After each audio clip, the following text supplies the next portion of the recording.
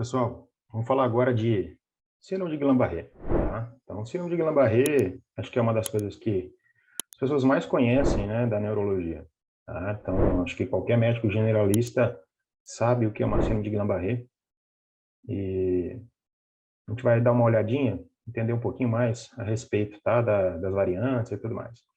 Então, a síndrome de Guillain-Barré, nada mais, pessoal, é a famosa AIDP, que é a polirradículo neuropatia inflamatória desmielinizante aguda, tá? Então, você tem uma afecção tanto das raízes, tá, que saem aí da medula, quanto dos nervos periféricos, tá? Então, essa afecção ela é desmielinizante, ou seja, ocorre um problema na bainha de mielina, tá, do nervo, e ela ocorre de forma aguda, tá? Então, o nadir dela, a evolução, né, ela se dá em até 4 semanas, tá? Então, até 4 semanas você tem a evolução. Então, o paciente apresenta o que para a gente? Então, a clínica clássica é o quê? É a alteração sensitiva. Então, o paciente começa com parestesias, tá? Ou dor, do tipo queimação e tal, mas geralmente são parestesias que começam nas partes distais, tá? Associada à fraqueza, muitas vezes, distal, tá? Que vai evoluindo do ponto de vista proximal, né? Ou seja, vai saindo da parte caudal para a parte cranial. Então, uma evolução, né, caldo-cranial ou caldo-rostral, tá?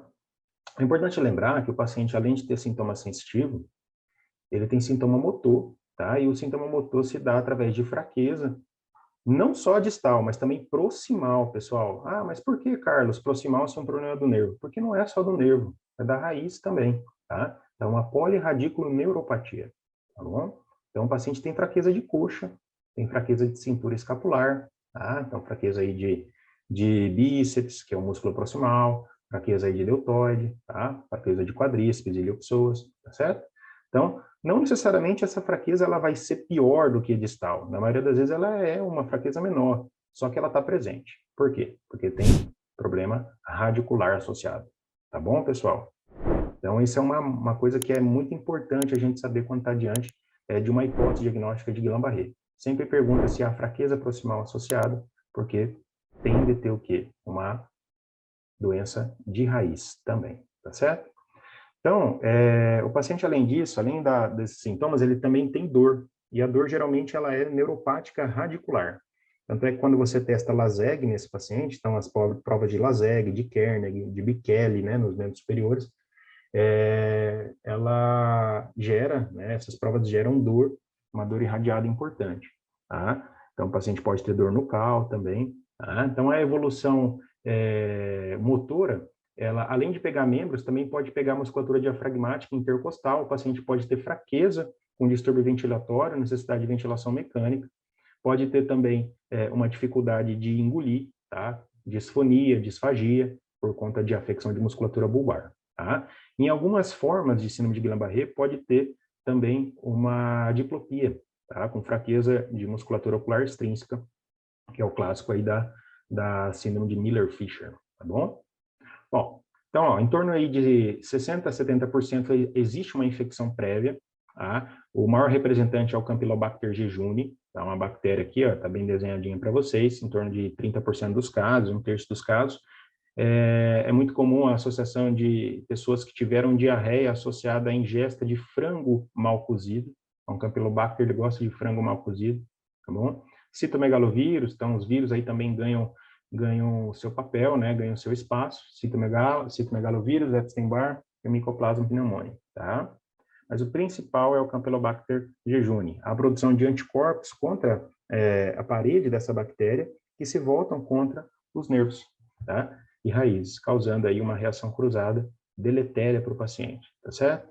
Então é importante a gente lembrar de tudo isso aqui que a gente falou do ponto de vista clínico, e a evolução se dá em até 4 semanas, tá? Entre 4 e 8 há um limbo, mas se o paciente vai piorando ainda depois de 8 semanas, aí você não tem uma AIDP, você tem uma CIDP, uma polirradiculoneuropatia inflamatória desmielinizante crônica, que o tratamento é feito com corticoterapia, azatioprina, que é bem diferente do tratamento que é feito a síndrome de Guillain-Barré, que é com imunoglobulina plasmaféresis, tá bom, pessoal? Então, a evolução até 4 semanas. De 4 a 8 semanas há um limbo aí, não há tanto consenso, mas depois de 8 semanas a gente tem a fase crônica, que é CIDP, que é outra doença, que é outro tratamento, tá? Então, a fraqueza, ela se dá até 4 semanas na síndrome de Guillain-Barré, perfeito?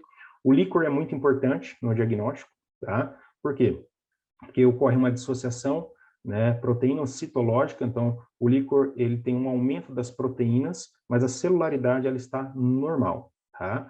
Então é importante lembrar que em torno de 1/3 dos quadros, né, dos casos, tem líquor normal na primeira semana, tá? Então não espere um líquor alterado, sempre um líquor alterado na primeira semana de evolução, geralmente ele se altera principalmente na segunda semana, com dissociação proteína-citológica, aumento de proteína com celularidade normal, tá?